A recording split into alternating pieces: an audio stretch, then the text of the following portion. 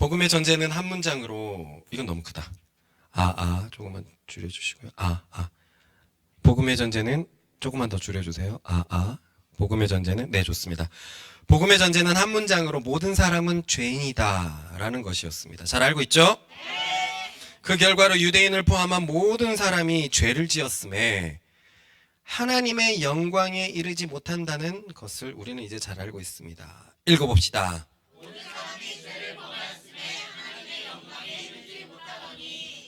이것이 복음의 전제였다면 복음의 기초는 한 문장으로 따라해봅시다. 누구든지 그리스도를 믿음으로 의를 얻는다. 읽어봅시다.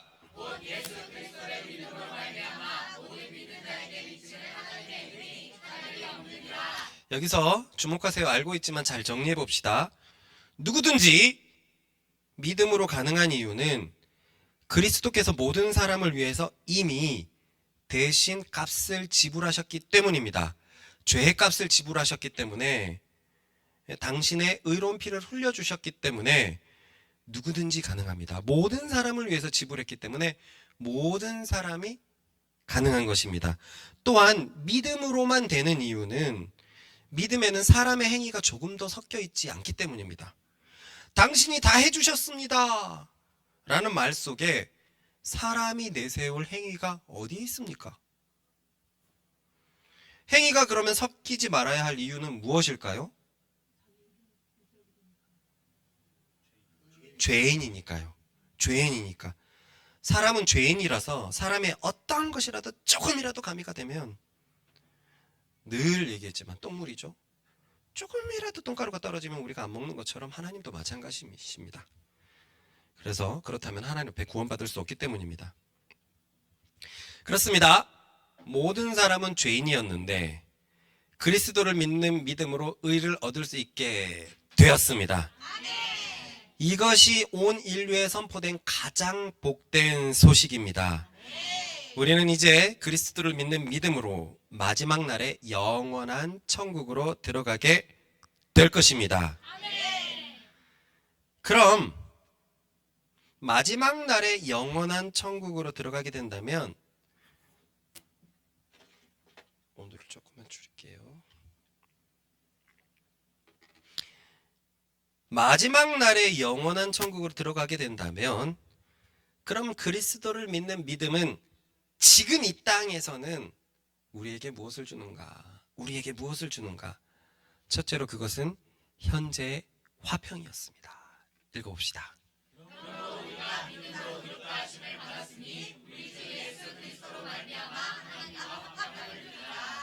우리는 저번 주에 평안의 참 의미에 대해서 깊은 감명을 받았었습니다. 맞습니까? 그 전까지 평안이란 그저 내적인 감정인 줄 알았어요.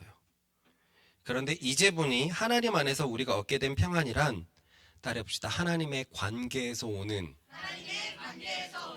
실제 외적 상태였다. 그렇습니다. 우리는 원래 죄인이라서 하나님의 진노에 놓여 있을 운명이었는데, 그런데 그리스도 때문에 하나님과 화평하게 되었습니다. 즉 하나님과 아주 친밀한 조약을 맺게 된 거예요. 우리는 미국이랑 강한 동맹을 맺고 있어서 미국의 헌법에 보면 동맹이 침국을 받으면 자국이 침국을 받는 것처럼 준합니다. 그래서 우리가 침공을 받으면 자연적으로 미국이 개입하고요. 사실 미국이 침공을 받으면 우리도 역시 자연적으로 개입해야 됩니다. 세계에서 가장 강한 나라와 동맹을 맺고 있으니 이게 얼마나 복입니까? 그런데 그 정도가 아니라 우리는 그리스도 때문에 전능자와 가장 친밀한 조약을 맺게 되었습니다. 이것이 얼마나 대단하냐면요. 한번 생각해 봅시다. 좋은 집, 좋은 자동차, 좋은 직장, 좋은 시계, 좋은 옷, 또 좋은 가정이 무슨 소용일까요? 지금 내 나라가 전쟁 중이라면은요. 전쟁 중인데 집이 폭격을 당하고 사람들이 죽어나가고 탱크는 물밀듯이 들러오고 하늘에서 미사일이 막 우수같이 쏟아지는데 내게 지금 이 비싼 시계와 타지도 못할 차와 이미 폐허가 됐을 집이 무슨 소용이 있죠? 무슨 소용이 있죠? 우리가 절대로 잊지 말아야 할 것은 사람은 원래 죄 때문에 하나님과 적대 관계에 놓여 있었다는 거예요. 영웅아, 나 좀 보면서 앉자. 왜 매번 안 보이는데 앉니? 원래 하나님과 적대 관계에 놓여 있었다는 거예요. 그런데 적대 관계면 어떻게 됩니까? 그분은 우리의 생명이시거든요. 우리가 그분에게서 나왔기 때문에 그분에게서만 생명이 공급됩니다. 그분에게서만 사람이 사람답게 살 수 있는 에너지가 공급이 돼요. 그런데 그와 적대 관계가 놓였다는 것은 우리의 생명이 꺼졌다는 것을 의미해요. 그래서 그리스도를 믿지 않는 모든 사람들은 생명으로 살 수 없습니다. 세상 사람들이 이걸 되게 싫어하겠지만 어쩔 수 없어요. 그들은 빛으로 살 수 없습니다. 참된 것으로 살 수 없고요. 참선으로 살 수 없습니다. 아무리 발버둥 쳐봤자 모두가 그분의 진노에 놓여 있을 뿐입니다. 그 증거로 그 사람들은, 믿지 않는 사람들은 욕된 상태로 살아갑니다. 욕을 하면서 살아가고 욕 먹으면서 살아갑니다. 그 증거로 그들은 부끄러운 수치에 버려져서 살아갑니다. 수치를 몰라요. 그 증거로 상실한 마음대로 살아갑니다. 뭔가 빈듯한 마음으로 살아가는 거죠. 우리는 우리의 삶에서 그 진노의 결과를 이미 보고 있습니다. 동준이의 묵상을 보면 이 대학원 생활이 정말 쉽지 않은 것 같아요. 주변에 정말 많은 친구들이 그 정신과 약을 복용 중이랍니다. 몇 분의 1이라 그러지? 3분의 1이. 사실 뭐 연대 박사과정이면은 우리나라의 상류층인데 진노에 놓여 있을 뿐이에요. 상실한 마음이 그대로 보여지잖아요. 채워지지 않으니까 정신을 감당할 수 없어서 화학작용을 일으키는 약에 의존하면서 살아야 됩니다. 그런데 우리는 다르죠. 우리는 그리스도가 우리를 위해서 대신 죄를 해결하신 것을 믿습니다. 당신의 피를 가장 거룩한 지성소 안에 속죄소, 곧 화목제물에 뿌려져서 우리를 향한 죄의 책임에서 벗어났다는 것을 믿습니다. 그래서 우리는 만군의 여호와이신 하나님과 또 창조자이자 절대자이시며 모든 것을 심판하시는 그분, 모든 것 위에 계시는 모든 것이신 그분과 화평하게 화목하게 되었습니다. 한마디로 전능하신 하나님과 샬롬의 상태의 관계에 들어갔다는 말입니다. 그렇습니다. 원래라면 절망적인 우리의 삶의 가장 큰 문제가, 그래서 주변에서 너무나 많이 발견되는 그 하나님의 진노의 결과들이 그리스도로 인해서 우리의 삶은 해결되었습니다.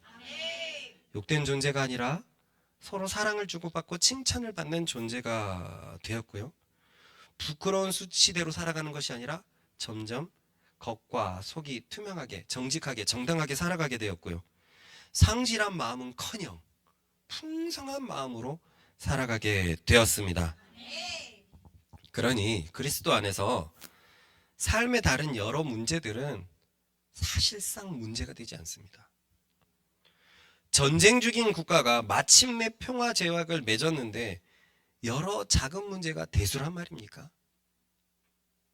내 나라가 평화롭다라는 것보다 우리가 살아가는데 평화를 느끼는 이거보다 더 큰 감정이 뭐가 있을까요?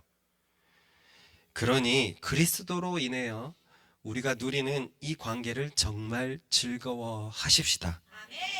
이제 우리는 평화를 정말로 누리게 되었습니다. 읽어봅시다.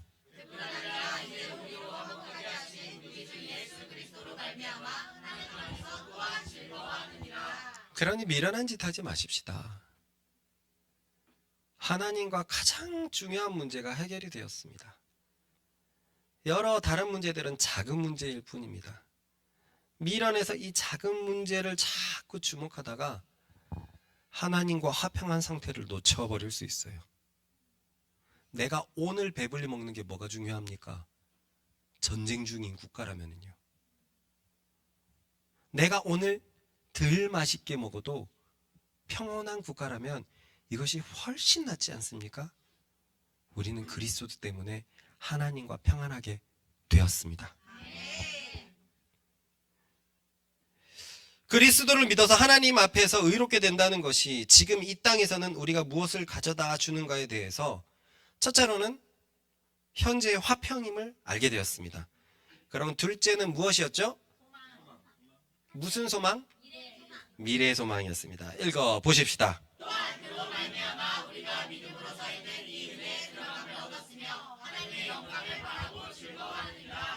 사실 이걸 직역을 그대로 해보면은요. 또한 그로 말미암아, 그가 누구죠?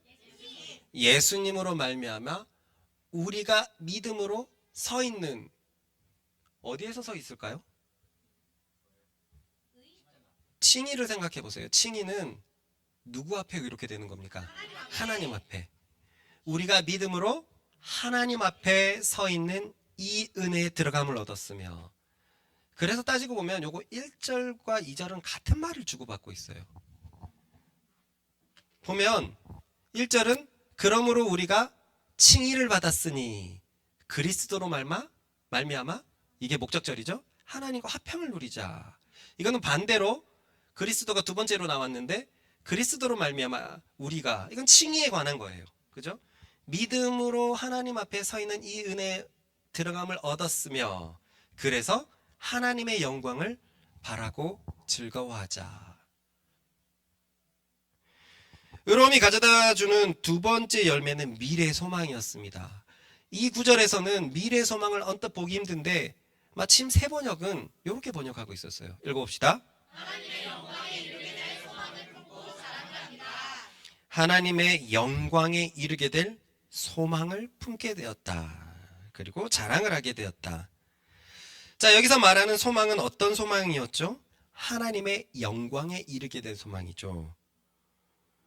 이르다라는 말은 같은 말로 성취하다라는 말이기 때문에 하나님의 영광을 성취하게 될 소망을 우리는 가지게 되었습니다.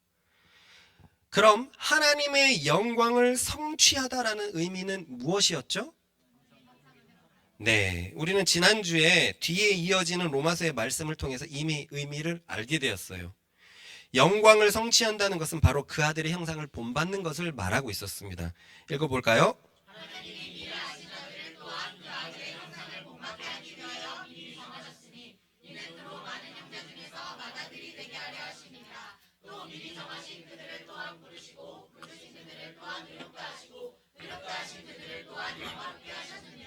이 말씀을 눈으로 한번 잘 보세요. 미리 아신 자들을 아들의 형상을 본받게 하기 위하여 미리 정하셨는데, 보입니까? 왜냐하면 예수님이 많은 형제 중에서 맏아들이 되게 하려 하심이라. 여기서 많은 형제는 누굴까요? 믿는 자들이죠. 믿는 자들의 중에서 맏아들이 돼서 그 맏아들은 하나님의 형상을 본받아 있기 때문에 많은 동생들로 하여금 맏아들 닮으라는 거예요. 왜냐하면 맏아들은 아버지를 꼭 닮았거든요. 이게 목적입니다. 그리고 30절에는 그 미리 정하신 자들을 부르시고 의롭게 하시고 영화롭게 하신다고 합니다. 이 의미는 맏아들 되시는 그리스도처럼 마침내 완벽하게 하나님을 닮아서 그리스도처럼 영광스럽게 된다는 의미입니다. 그리스도는 영광스럽게 되었거든요. 하나님이 이렇게 말씀하셨어요. 시작. 아브라함과 이삭과 야곱의 하나님 곧 우리 조상의 하나님이 그의 종 예수를 영화롭게 하셨느니라. 예수님을 영화롭게 하였는데 우리도 마지막에는 영화롭게 될 것입니다. 예수님은 하나님의 형상을 완전히 본받았기 때문에 우리도 그날에는 완전히 하나님의 형상을 본받는 영화로운 상태가 될 것입니다. 아멘. 이게 뭘 그렇게 대단한 열매인가 싶죠. 그런데요, 생각하면 생각할수록 이것은 엄청난 열매예요. 왜냐하면 우리가 예수님을 믿은 그 순간부터 마지막 때는 그날까지 우리의 삶은 지금부터 계속 그리스도의 형상으로 변해간다는 말이에요. 이 소망을 갖고 있다는 말입니다. 생각해 봅시다. 현재 우리는 미래를 소망 있게 그립니까? 내 미래는 불행할 것이다라고 여기 생각하는 사람 있습니까? 솔직히 내 미래는 불행할지도 모른다. 손 들어보세요. 영웅이, 대준이는 그건 아니야?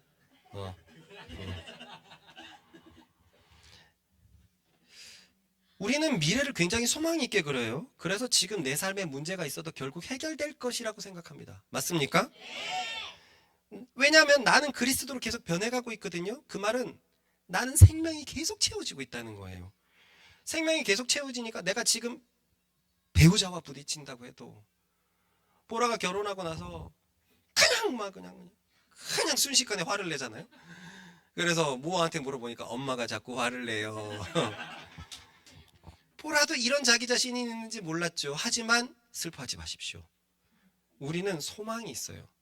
분명히 우리는 그리스도로 변해간다는 소망이 있습니다. 내가 지금 일터의 문제가 안 풀린다고 하더라도 이 땅에서의 내 미래가 불안하다고 해도 여기 좋은 소식이 있습니다. 예수님을 믿는 사람들은 계속 생명이 채워지는 소망을 가지고 있습니다. 우리 안에 부부들의 문제를 보십시다. 그 어느 부부도 치열하지 않은 적이 없습니다. 물론 그 치열함을 아직 가지고 있지 않는 부부도 있을지 모르겠어요. 그러나 우리 모두는 어느새 미래에 잘 될 것임을 알고 있습니다. 그렇지 않습니까? 지금보다 5년 후에 나래가 현진이와 똑같이 싸우고 있다라고 생각하고 있어요? 우리 사이코패스? 5년 뒤에는 소시오패스로 변할 거라고 생각하고 있어요? 안 그러단 말이에요. 지금 내 삶을 보면은 여러 문제들 때문에 답답한 게 사실이죠. 부딪힐마다 답답한 게 사실이죠. 우리 담비 너무 쫑알거리거든요. 5년 뒤에도 지금처럼 쫑알거릴까요? 잘랐습니다. 진짜 잘랐습니다. 진짜 소망이 없는 사람과 같이 있을 수가 없습니다. 그런데 이게 진짜 신기한 거라는 거예요. 진짜 주님의 열매라는 게 세상 부분은 이 부분이 해결이 안 되잖아요. 남편과 좋아질 소망이 없잖아요. 없습니다. 가지라고 아무리 얘기해도 안 됩니다. 안 됩니다.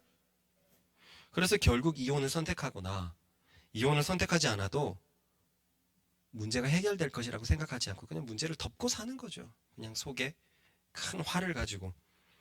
하지만 우리는 다르죠. 분명히 미래가 더 나아질 것이라고 사실상 우리는 확신하고 있습니다. 최근에 우리 유지가 이 상국이와의 어떤 재정 문제 때문에 굉장히 마음이 엇나갔었잖아요. 그래서 나는 몰랐는데 녹록자들한테 그랬대요. 나 묵상 안 할 거야! 오늘 안 할 거야! 나중에 보니까 상국이가 올린 뒤에 묵상을 보내. 이 녀석이 어떻게 묵상 올리는지 보자. 반성하는 태도를 보고 내가 묵상을 쓰리라 하고 딱 뒤에 올렸더라고요. 그래도 뭐가 화가 안 풀리는 것 같더라고요.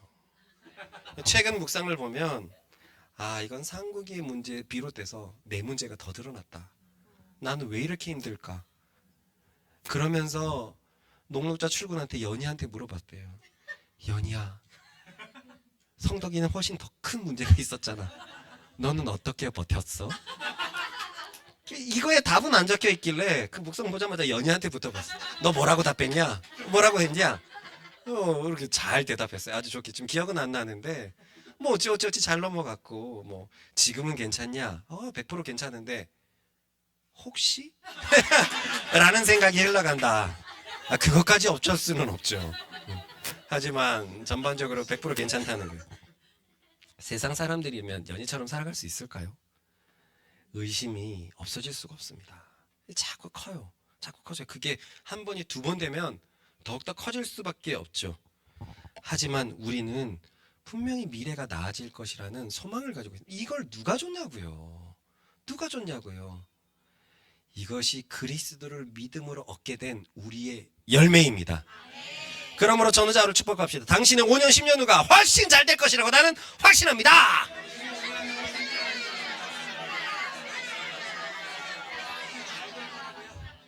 여기서 어떤 사람이 이렇게 말할지 모르겠습니다. 목사님, 저는 설교 잘 들었는데요. 제 주변의 그리스도인들을 보면 그리스도인들이 평안한지도 모르겠고, 더더욱이 그리스도인들이 그리스도를 닮아가는지 모르겠던데요. 슬픈 질문이지만 사실 저도 대부분의 교인들에게서 이러한 것을 찾지 못했었습니다. 예전에. 이유가 무엇일까요? 다른 이유가 없습니다. 믿음에 서 있지 못했기 때문입니다. 우리를 의롭게 하는 이유는 오직 하나예요. 우리를 하나님 앞에 서 있게 하는 이유는 오직 그리스도를 믿는 믿음 때문에 오는 것입니다. 칭의도 그리스도로 가능한 것이었고, 당연히 현재의 화평도, 현재의 평안도, 그리고 미래의 소망도 그리스도를 믿는 믿음에서만 가능한 것입니다. 다시 읽어볼까요? 바울이 뭐라고 했는지요? 시작. 우리 주 예수 그리스도로 말미암아, 그로 말미암아 우리가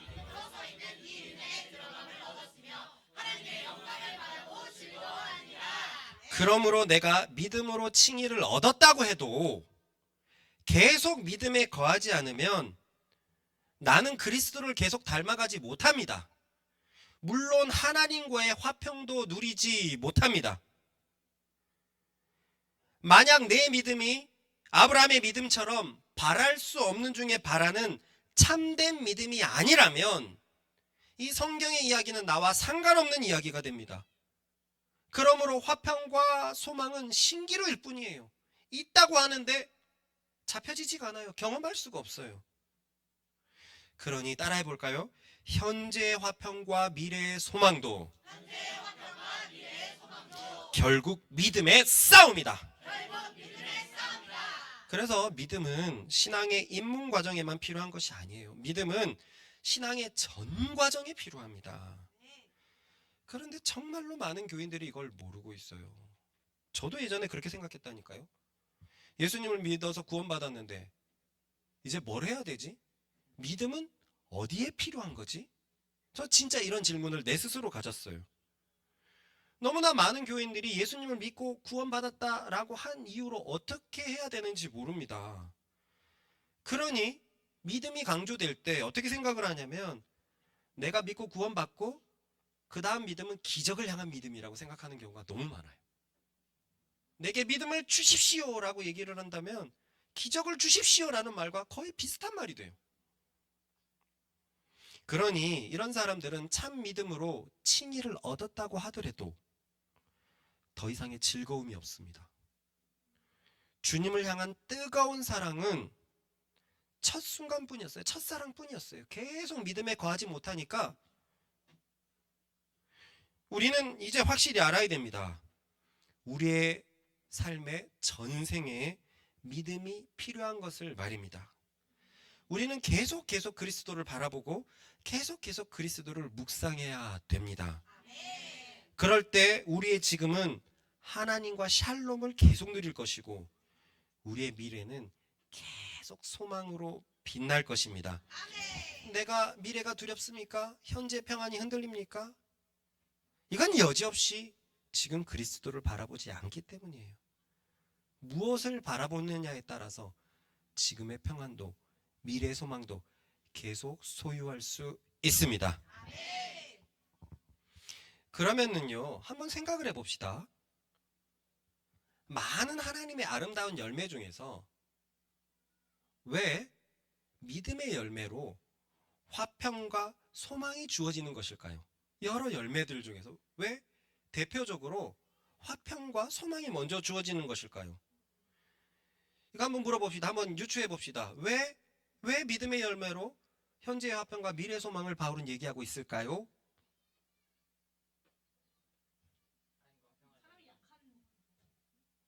약해서.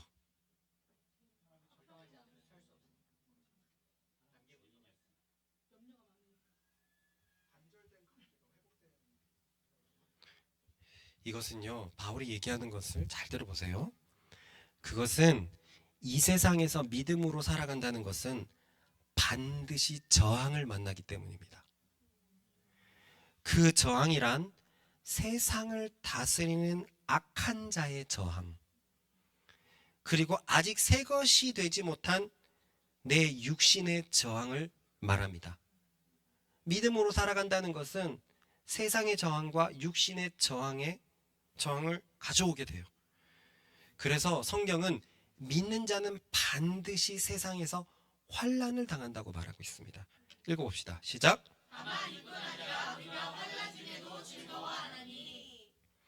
환난이란 단어는 분명히 부담스러운 단어예요. 이거 기뻐하는 사람 있습니까?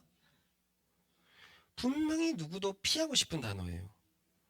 그러나 여기서 먼저 결론적으로 기억하십시다. 따라해봅시다. 그리스도인은 절대로 환난을 피할 수 없다. 예수님의 말씀입니다. 읽어봅시다.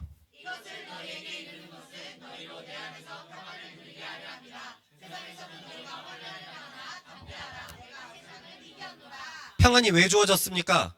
환난 때문에요. 그죠? 평안을 주신 이유는 환난 때문에 주셨습니다. 에이, 목사님, 여기서 말하는 너희는 12제자잖아요. 12제자가 환난을 당한다는 말이 아닐까요?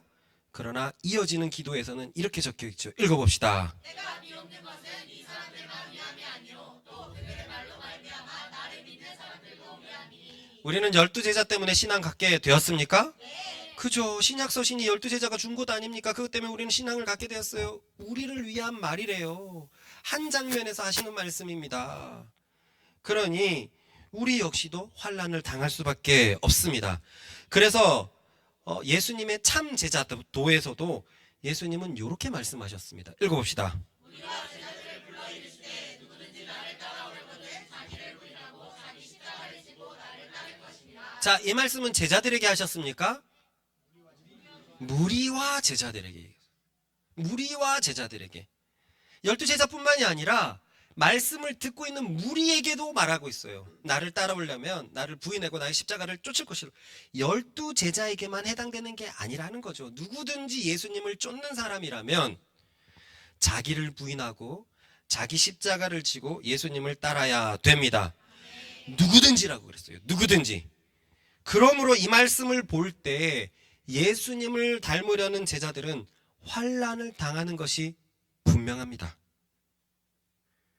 이 환난은 두 가지로 이루어지는데요. 보통 내부의 유혹과 외부의 핍박으로 이루어져 있습니다.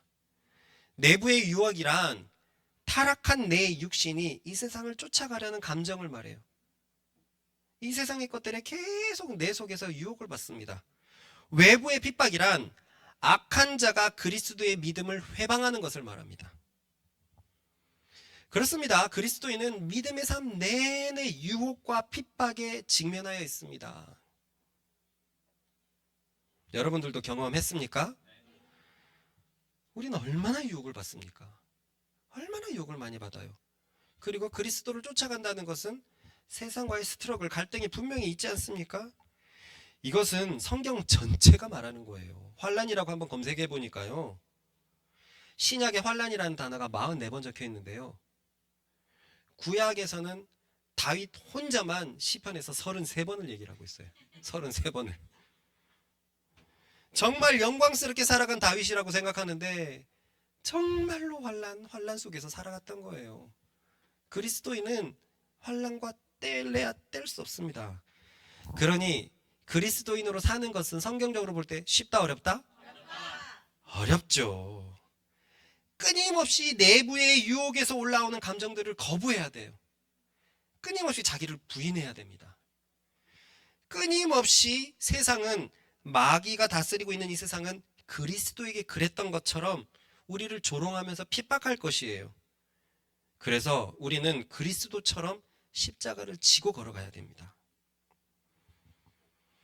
대부분의 참 그리스도인들이 이 감정을 다 겪어봤을 거예요. 나는 이제 그리스도를 믿어서 새 사람이 되었는데, 그래서 하나님 앞에서 의롭게 되었는데 뭔가 세상에서 사는 것과 굉장히 부딪히단 말이죠. 웬 하지 말아야 할 것이 그렇게 많은지, 누리지 말아야 할 것은 왜 이렇게 또 많은지, 나는 이제 그리스도를 믿는데 나는 세상에 왜 이렇게 약한지, 내 믿음은 가지 많은 나무처럼 왜 이렇게 흔들리는지. 그래서 급기야는 나는 세상을 좋아하는 사람이 아닌가? 나는 죄를 좋아하는 사람이었나? 내 믿음이 진짜였나? 우리 기범이 무상이 보면 이런 얘기가 너무 많아요. 응? 왜 나는 믿는다고 하는데 이렇게 취약하지? 일터에서 남들이 다 하는 그런 세상의 방식으로는 할 수 없으니 계속 뭔가 나만 뒤처지는 것 같고, 자신의 올라오는 좋지 않은 감정들을 계속 부인하게 되니 나만 호구로 살아가는 것 같고, 옆 사람은 그냥 감정 팍팍팍팍 내뱉는데 나는 계속 참아야 되니까, 부인해야 되니까 호구가 되는 것 같고. 지금 이 세상에서 기독교의 이미지가 좋은 나라가 있습니까?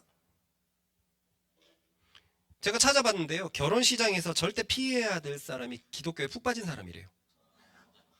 안 된대요. 그 결정사 그 관리자가, 매니저가 나와서 절대 안 됩니다.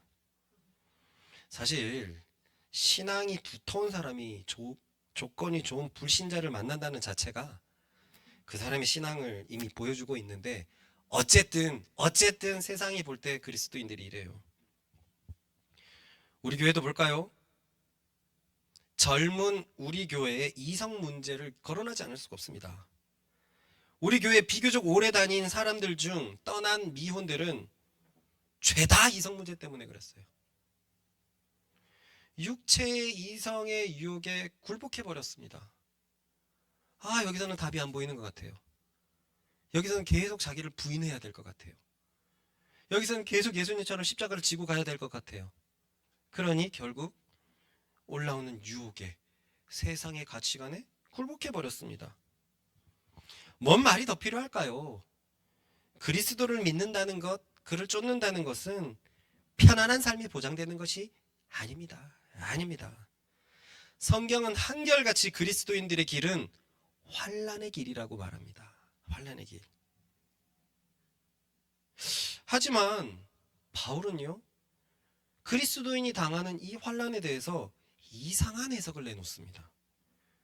그것은 환난을 즐거워하라는 거예요. 읽어봅시다. 시작.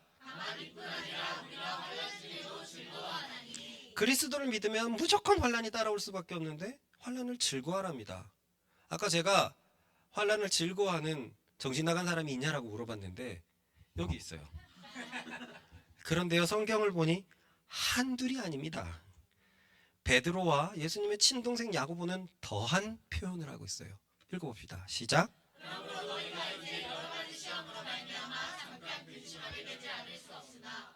크게 기뻐하는도다. 그리고요,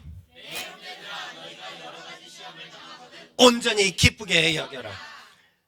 바울은 즐거워할 수 있다. 베드로는 크게 기뻐한다. 야고보는 온전히 기쁘게 여겨라. 초대교회 사도들은 이로 볼 때 환란에 대한 분명한 지침을 가지고 있었던 것 같아요. 그는 환란을 기쁘게 여기자라는 거예요. 즐거워하자는 거예요. 특히 야고보서는 지금 보는 것처럼 온전히 기쁘게 여기라고 하는데, 온전히? 100% 기쁘게 여기라고? 다른 번역은 뭐라고 했나 보니, 와, 이 번역이 가관입니다. 읽어봅시다. 시작. 더할 나위 없는.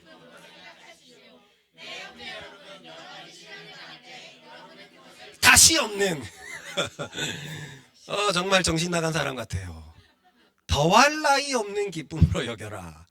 다시 못 잡을 기쁨으로 여겨라. 야, 이것이 뭐 사도급에 되는 사람들이면 뭐 알겠는데, 그리스도인들에게 말하고 있단 말이에요. 초대교인들에게, 로마 교인들에게 말하고, 히브리 교인들에게 말하고, 베드로는 모든 교인들에게 말하고 있어요. 왜 신약의 사도들은 이 부담스러운 환란을 즐거워하라고 하는 겁니까? 그뿐만 아니라 더할 나위 없는 기쁨이라고, 다시 없는 기쁨이라고 여기라고 말할까요? 그것에 대해서 바울은 이렇게 말하고 있습니다. 읽어봅시다.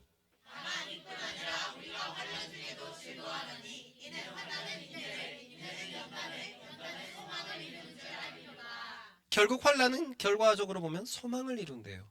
이것에 대해서 야고보 장로도 거의 비슷한 말을 하고 있습니다. 읽어봅시다. 시작. 이는 너희 믿음의 시련이 인내를 만들어내는 줄 너희가 알라. 인내를 온전히 이루라. 이는 너희로 온전하고 구비하여 조금도 부족함이 없게 하려 베드로 역시 마찬가지입니다. 아까 말씀에 다 이어지는 거거든요. 기쁘게 여겨라, 뭐 더할 나위 없는 기쁨으로 여겨라. 그 뒤에 바로 이어지는 말씀들이에요. 시작.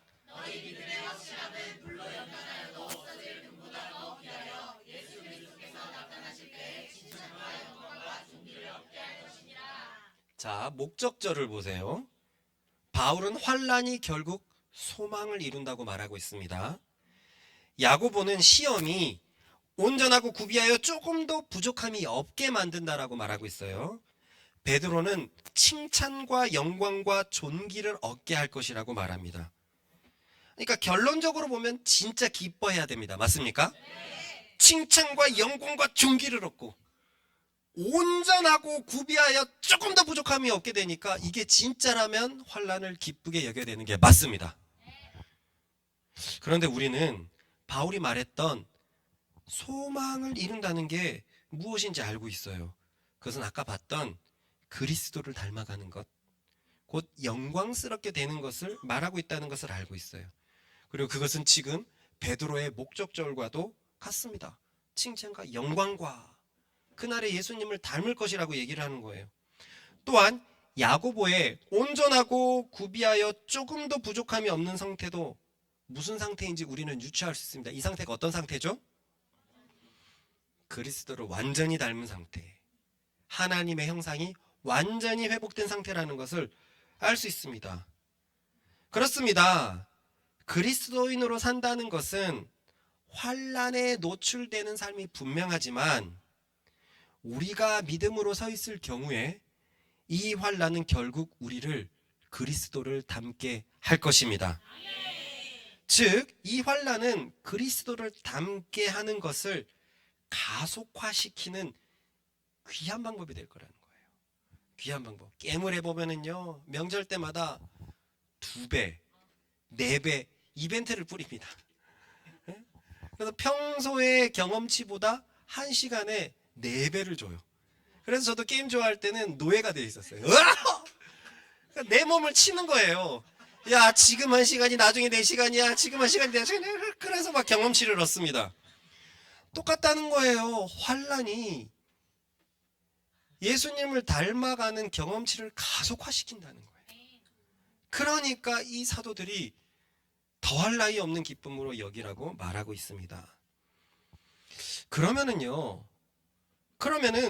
본질적으로 그럼 환란이 왜 그리스도를 닮게 하는데요? 환란이 왜 우리에게 소망을 주고 왜 우리를 영광스럽게 하는데요? 그것은 우리가 아까 본 대로 따라해봅시다. 환란은 인내를 만들어내기 때문이다. 여기서 어떤 사람은 다음처럼 말할 수 있습니다. 뭐 저에게 어려움이 찾아올 때 뭐 별 수 있나요? 참아야죠. 저 잘 참습니다. 이것은 세상이 말하는 인내고요. 그것은 상황을 받아들이는 무력한 방법밖에 되지 않아요. 그러나 그리스도인의 인내는 다릅니다. 단순히 참는 것을 말하는 것이 아니라 유혹과 핍박에 굴복하지 않는 것을 말합니다. 단순히 참는 게 아니라 유혹과 핍박에, 환란에 굴복하지 않는 것을 말합니다. 예를 들어서 일터에서 조차장! 이번 일요일 날 골프 나와. 이날 거래처 사장님 나오는데 눈도장 찍자고. 계약 성사 잘 되면 앞으로 좋은 일이 생길 거야. 여기서 그리스도인 조차장에게 찾아온 유혹에 대항하는 방법은 무엇일까요? 죄송합니다. 일요일에는 하루 종일 예배드립니다. 에이, 나도 알아. 나도 장로잖아. 근데 그날은 워낙 중요하잖아. 그러니 우리 평일날에 예배 열심히 드리자고. 근데 조차장이 얘기합니다. 죄송합니다. 주일은 하나님이 저에게 명령하신 날이에요. 하지만 나머지 제반사항 일들에 대해서는 열심히 뒷받침하겠습니다. 이처럼 이런 환란이나 시험, 시련은 분명히 내가 지금 가지고 있는 믿음의 시금석이 됩니다. 그래서 내 믿음에 올려치기를 방지하기도 하죠. 내가 믿음이 굉장히 좋은 줄 알았는데 너무 힘들어요. 나가야 될 것 같아요. 주변의 동기들은 거기 다 나가가지고 알랑방구를 끼고 있는데 나는 못하겠어요. 나는 막 흔들려요. 난 굉장히 믿음이 좋은 줄 알았는데 내 믿음의 현재를 보게 됩니다. 또한 쓸데없는 믿음의 내려치기 때문에 생기는 정죄도 빠지지 않게 합니다. 주일에, 그 얘기를 들었을 때 주일에 빠질 마음이 전혀 없는 거예요. 어떻게 이런 생각을 할 수 있지? 하나님이 주신 날인데? 나 괜찮네? 정죄에 빠지지 않을 수가 있어요. 이렇게 인내하라는 것은 그리스도 안에서 믿음을 가지고 환난을 대처하는 방법인데, 어떤 사람들은 그저 어찌할 수 없어서 참는 것을 인내라고 생각합니다. 내가 본 어떤 분도 그랬어요. 대체 언제까지 인내하란 말이에요? 하나님, 저는 이제 더 이상 인내할 힘이 없다고요. 그런데 제가 옆에서 보니 그분은 어려운 상황에 대해서 믿음으로 서 있는 게 아니었습니다. 그런데도 그분은 심한 착각을 하고 있었어요. 하나님께서 내게 인내하면 복을 주신다고 착각하고 있었어요. 우리는 소망의 열매가 그로 말미암아 맺어지는 것을 보았습니다. 그렇습니다. 그를 믿음으로 붙들 때만이 소망이 생기고, 그와 없이 있는 것은 소망과 아무런 관련이 없습니다. 그런데 사실 이런 사람들은 소망이 그리스도를 닮은 상태라는 것에 대해서도 전혀 기쁘지 않을 거예요. 저도 예전에 그랬거든요. 고작 뭔가 환란이 오면 100만 명의 목회자가 될 것이다.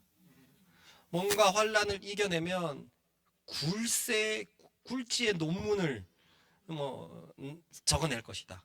뭔가 환란이 오면 하늘의 메아리들이 너를 진격해 들어올 것이다. 뭔가 환란이 오면 산의 진미가 나의 입으로 들어올 것이다. 돼지야. 그런데 이 소망은 고작 예수 그리스도를 닮는 거래요. 고작. 그러니 예전에 이게 되게 별로였어요. 막 내 입을 넓게 열어, 내가 너를 채워주리라, 이런 말씀은 너무 좋았는데, 네가 알지 못하는 크고 비밀한 일을 보이시리라 그러는데, 크고 비밀한 일이 고작 예수 그리스도를 닮는 거였어요. 이게 얼마나 큰 소망인지 몰랐던 거예요. 그러나 이제는 알고 있습니다. 믿음으로 환난을 대하면 인내가 찾아오고요, 인내는 연단을 가져옵니다. 읽어봅시다. 시작.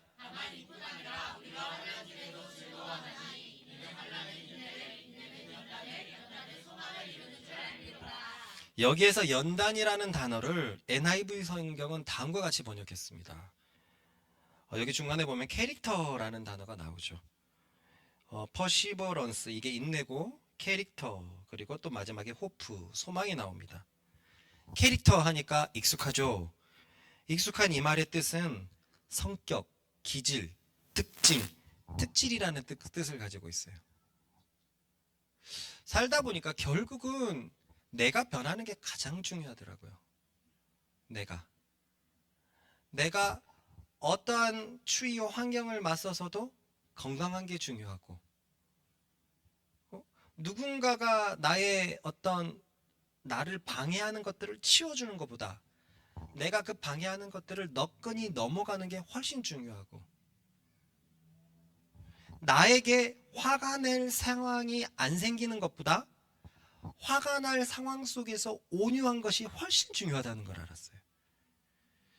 결국 내가 그리스도를 닮아가는 것이 모든 것의 시작이라는 것을 알게 되었습니다. 모든 것을.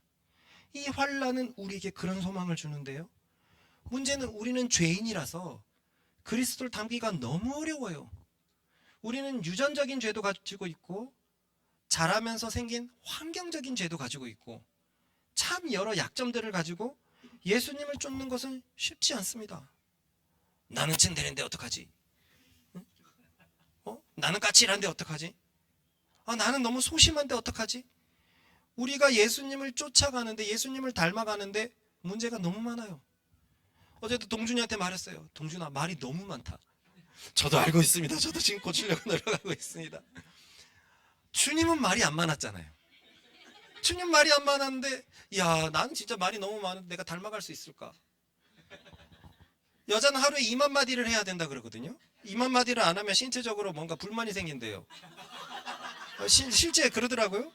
근데 마음이는 3만 마디를 해요.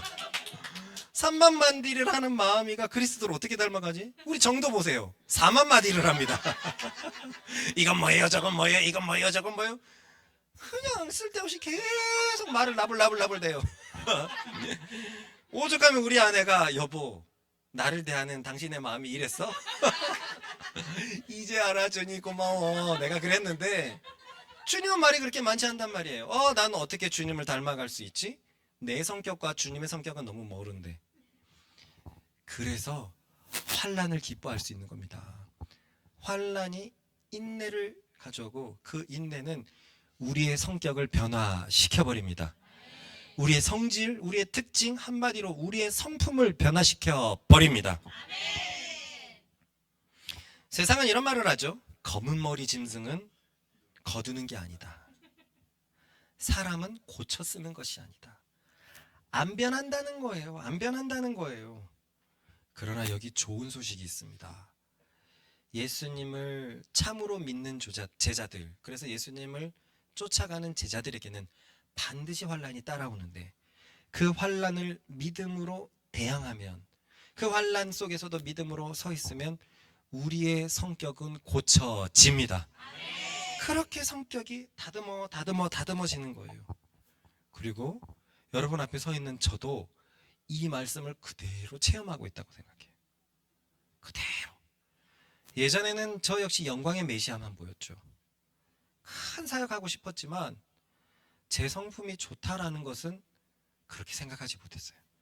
저는 저에게 빠르고 착한 구석이 있고 순수한 구석이 있지만 결국은 나에게 빠르고 결국은 내가 교만하고 그래서 과연 내가 예수님을 닮아갈 수 있을까 고민해 본 적이 있어요. 예전에 이런 말을 했다고 했잖아요. 100만 명의 목회자가 되는 것은 좋은데 예수님처럼 목회자가 되려고 생각하지 못하겠는 거예요. 그 옆에는 과부, 세리들, 창녀들, 어린이들, 병자들만 가득하니까 아무리 내가 그리는 미래에 예수님이 있을 공간이 없는 거예요. 그때 제가 굉장히 속에서 충격받았습니다. 나는 굉장히 예수님과 다른 것을 추구하고 있구나. 그때 충격을 받았지만 부르심은 각자다. 예수님의 부르심은 이거고 나의 부르심은 이것이다라고 진짜 생각했어요. 그분은 세상을 구원하기 오셨기 때문에 그런 거고 나는 세상을 구원하는 게 목적이 아니니까 나는 많은 사람들에게 말씀을 알리고 교회의 위대함을 보이고 말씀의 선명함을 보여야 되겠다. 이게 내 사역이라고 생각했어요. 근데 그건 각인이 되어 있단 말입니다. 나는 뭔가 그리스도랑 다르구나. 그런데 지금의 나는 예수님의 두 성품을 그때에 비해서 정말 많이 닮아갔다고 생각해요. 그 두 성품이 뭐죠? 온유하고 겸손하다. 그런데 최근에 우리가 온유라는 성품을 봤을 때 그 온유가 저는 여태까지 많이 품어주는 마음이라 그랬는데 아니었어요. 자기 위치를 알아서 남을 바라보는 마음이었어요. 기억합니까? 딱 그런 거였어요. 자기가 뭘 된 줄 아는 게 아니라 딱 자기의 위치를 알아서 남을 판단하지 않고 끌어안는 것을 온유라고 그랬어요. 그래서 겸손과 온유는 굉장히 이렇게 같은 성격의 것입니다. 그런데 감히 제가 이제는 그 예전에 비해서 겸손해졌고 온유해졌다고 제가 알겠어요. 당연히 완벽한 걸 말하는 게 아닙니다. 내 과거와 비교하는 걸 말하는데 정말 많이 변했습니다. 내 위치를 알게 되었고요. 주님의 위치를 알게 되었습니다. 항상 나는 무기력하고 연약한 자란 걸 알게 되었고요. 항상 그분은 전능하시고 구원하시다는 것을 알게 되었습니다. 내가 주인공이 아니라는 걸 알게 되었고요. 나는 종이고 그분이 주인공인데 그분이 너무나 뛰어난 주인공이라서 그분을 섬기는 것만 해도 대단한 영광이라는 것을 이제 알게 되었습니다. 정말로 주 안에서 내 위치를 발견하게 된 거예요. 그렇게 저는 환난이 인내를 만들어내고 인내가 내 성격을 변화시켰고 그래서 성격이 변화되니까 소망이 그리스도를 닮은 제가 점점 드러나게 되는 것입니다. 여기서 환난은 사단이 가져다 주고 그리고 내 속에 육체가 유혹을 받고 하는 모든 것을 포함한다 그랬어요. 그러니 2012년에 생긴 문제가 내 스스로의 약점 때문에 생긴 문제지만 그것 역시도 하나님은 환난이라고 말하십니다. 환난에 너무 거창한 답을 얘기할 필요가 없어요. 나래가 먹는 것에 환난을 당하고 있어요. 최근에 너무 많이 먹어서 배가 탈이 나버렸어요. 이것은 육체가 너무 유혹을 받아버린 거거든요. 그러니까 결국 삶의 건강을 해쳐버리게 되고 문제를 일으키게 되는 것이고 저도 제 육체가 성적인 유혹을 너무 받아버려가지고 그렇게 제 삶에 환난이 온 것이죠. 그리스도인에게 이 환난이 무조건 찾아오는데 저는 지나보니까 2012년에 그 환난은 나를 너무나 크게 변화시켰습니다. 만약 2012년에 그 일이 없이 그리고 제가 죄를 짓지 않았다고 생각을 하고 지금까지 왔다면 지금 내 위치에 있을 수 있을까? 내 성품에 있을 수 있을까 싶습니다. 저는 자신 없어요.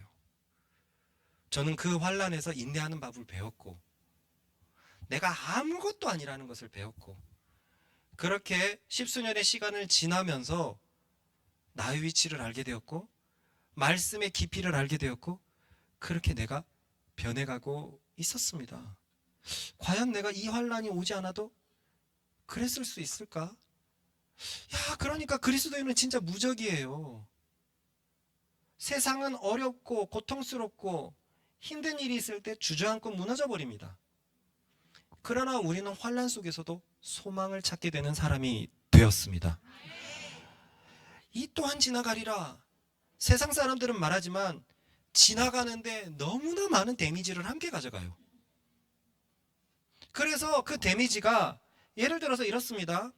이혼 때문에 되게 심각하게 싸우던 부부가 가가지고 상담해서 서로 잘했습니다. 서로 사랑하기로 했어요. 그러나 그 데미지가 사라지진 않죠. 비슷한 일이 작게만 두들겨도 그 과거의 일이 다 살아서 이 사람에게 공격을 해버립니다. 결국 사람은 그렇게 무너져 버리는데 그리스도인은 그러지가 않아요. 그리스도인은 성격 자체가 그리스도를 닮게 변해버립니다. 여러분들이 힘들었던 순간들이 있잖아요. 저와 여러분들이 다 경험했던 그 시간들이 있잖아요.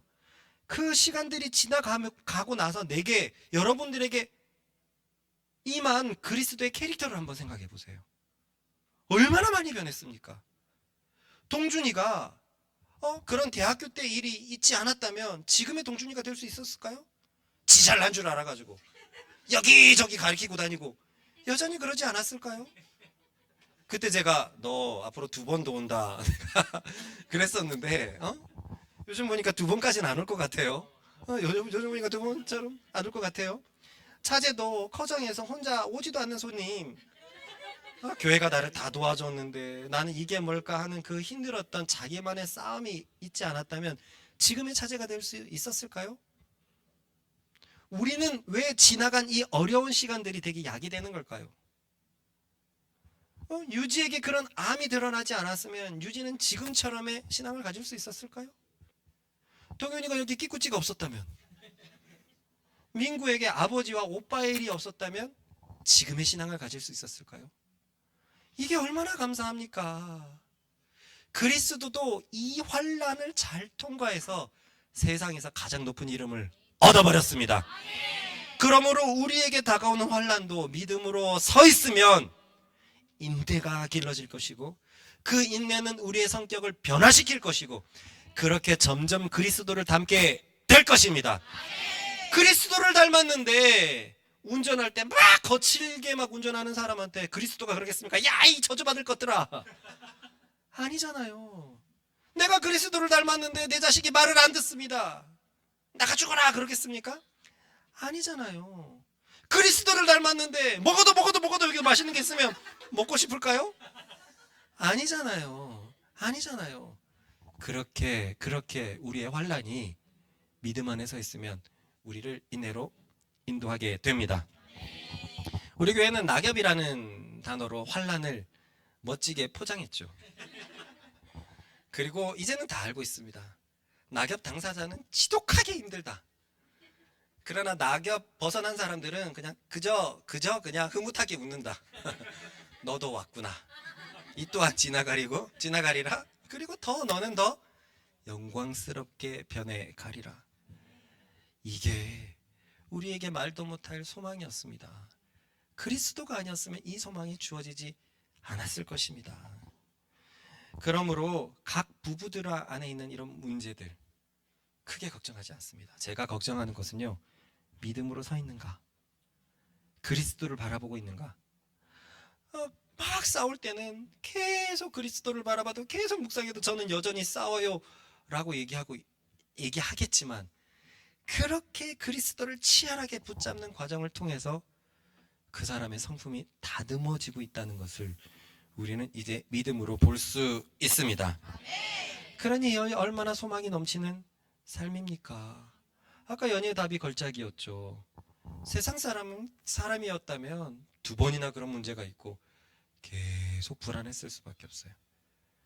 그러나 저는 연희의 감정도 알고 있었지만 물어봤습니다. 감정이 어떠냐?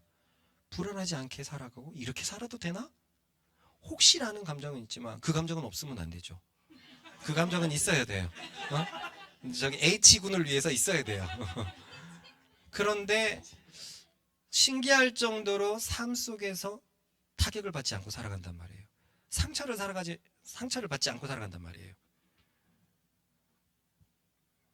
누가 그랬죠? 상처를 가지고 살아가는 사람이 있나? 모르겠습니다. 가사를 잘 모르겠는데 아웃사이더라서 그래요. 믿는 자들은 상처를 갖지 않고 살아갈 수 있습니다. 그러니까 그리스도를 더더 바라보십시다. 우리가 소망이 있습니다. 내년에도 더 성장할 것이라는 소망, 3년, 5년, 10년 뒤에 더 성장할 것이라는 소망, 우리가 지키도 하십시다. 눈 감고 생각해 보십시다. 진짜 신기하지 않습니까? 이 소망이 강연을 많이 듣는다고 생깁니까? 최고의 심리상담사에게 1시간에 100만 원 넘는 강의료를 주고 상담을 받아도 우리의 고통의 기억들은 사라지지 않습니다. 이 중에는 왕따들이 얼마나 많았습니까? 편부모모 가정에서 자라나는 사람들도 50%나 되고, 사람에게 있어서 5가지 큰 충격 중에 부모가 돌아가시거나 헤어지는 것은 5가지 충격 안에 있더라고요. 저마다 그 충격의 데미지를 가지고 살아가는데 우리는 그 데미지가 왜 점점 우리에게 영향을 끼치지 못할까요? 그리스도를 믿는 믿음이 죄에서 우리를 구원했기 때문에 죄의 흔적들을 열심히 지금도 치우고 있습니다. 그렇게 우리는 그리스도를 닮아가고 5년, 10년 뒤에는 더 그리스도를 닮은 영광스러운 내가 되어 있을 것입니다. 이 모든 것을 이루게 하신 그리스도께 감사하며, 그 그리스도를 우리에게 내어주신 하나님께 감사하며, 이 모든 사실을 우리에게 생생하게 알려주시는 성령님께 감사하십시다. 우리 주여 한번 같이 기도합니다. 주여!